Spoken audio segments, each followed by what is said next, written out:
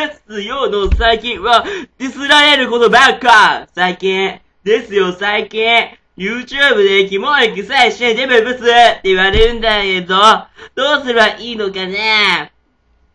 困っちゃう。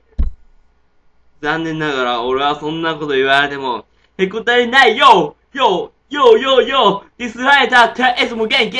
死ねと言われ、そして生きる。ブサイクと言われ、イケメンだと自覚。ですよは、相撲。してる新旧。ですよ、この前、ブサイクしねえって言われたんだけど、どうしようかな。ですよ。ディスられるけれど、まだまだ元気だよ。ですよは、ディスられたって、今日も、万華鏡車輪ガンを買いがん。万華鏡車輪ガン買いがんピーですよは最近、釣られてるばっかお前、臭い、死ねーって言われた時の返し方。臭い死ねーって言われた時の返し方。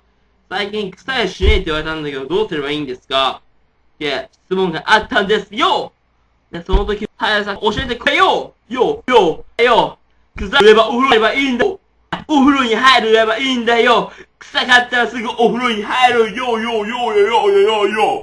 呂に入って体きれいになってイケメンだバスケットだ